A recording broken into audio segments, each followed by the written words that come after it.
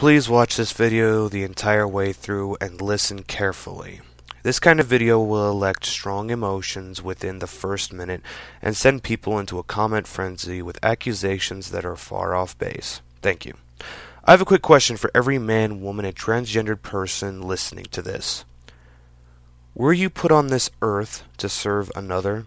Is the epitome of your existence solely for the benefit of another human being? Were you born simply to do as you were told, to live by the will of others, and to abide by the rules they've put forth onto you, and be a coerced drone to follow and obey for the sole purpose of not rocking the boat? Or were you put on this earth to serve your own interests, to live the life you want to live, to be who you want to be, and achieve the goals you want to achieve? If you've chosen the former, please close this video now. There's nothing more for you from me. But if you've chosen the latter, I have to ask, why? Why do you feel you are entitled to live life the way you want to live it?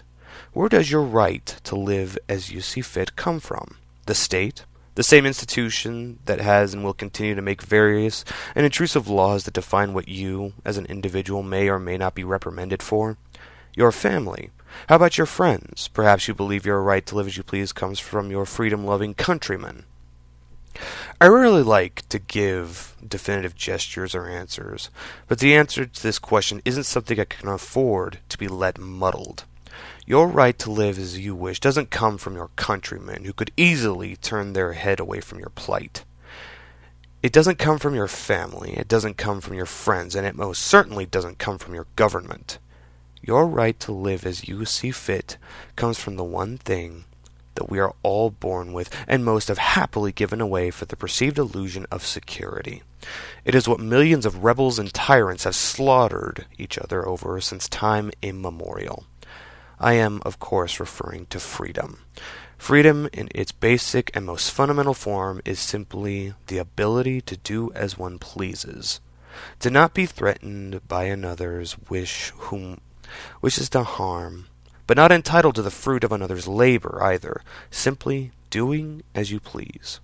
Now, some may be asking the question like, but I don't want to be hungry. Do I have the right to food?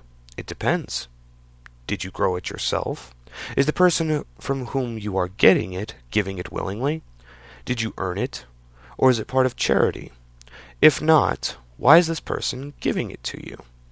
Because they were coerced by another person with threats of violence? Do you not think that such acts violate their own rights? Do you even care? Were they put on this earth to serve your need for food? I won't go into positive versus negative freedoms here, and positive versus negative rights, but if you want that knowledge, Google is your friend. All of this brings up another question. Why are you entitled to said freedom? Why should anyone care what you want out of your life? Now I know what you're thinking. Well, I'm a person or citizen of country X, and there's legislation in place to blah blah blah. And what if that legislation is the very thing holding and hindering you from living as you'd like? Perhaps drugs are your game, gambling or another vice in which the only victim is you, of which you are a willing participant? Now I know I'm going to be getting the onslaught of comments about drunk driving kills and a crackhead killed loved ones. And the fact is, those who want to get their hands on mind-altering substances will get them. The substances being illegal will only create and make the black markets for them a dangerous and power-struggling place that will inevitably break out into violence and claim the lives of innocent bystanders. See the Prohibition of 1920 and Al Capone and the effects of society had the effects that society had with the criminalizing and legalizing of alcohol. So, if not from your government, where do your freedoms come from? To give the short answer, your freedoms come from the only person in this world who has your best interests at heart, yourself. It is, after all, you whom speak for yourself, is it not? Or have your representatives in Congress done that in any meaningful way? Do you believe the military protects your freedoms? Support the troops and all that. Where was the military when your right to due process was expunged with the National Defense Authorization Act indefinite detention without charge or trial provision? Where was the military when it was made illegal to protest wherever the Secret Service may be present? Where was the military when Dustin Theo Harris was assaulted by police and his apartment broken into wrongfully and was shot 16 times for no reason, along with the countless beatings of innocent people and and who knows how many dogs shot? What if that was you? What if the implications of the laws listed or the action at the ends happened to you?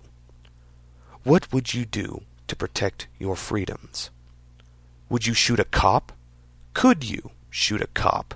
Could you defend your right to a free life?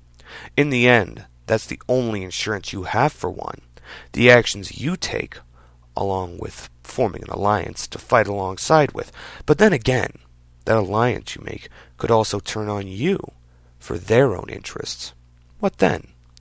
If they were willing to assault you to take what you have, would you kill them to protect what you have?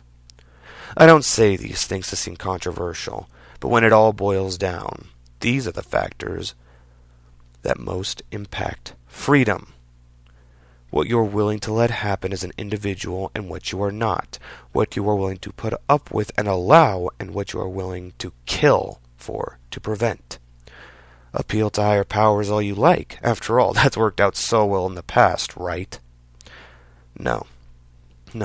This isn't me advocating anarchism, as much of an anarchist as I am myself. This is simply asking the hard questions. The hard questions that I have yet to hear answers to. The hard questions nobody seems to want to answer. The hard questions people just assume will work themselves out.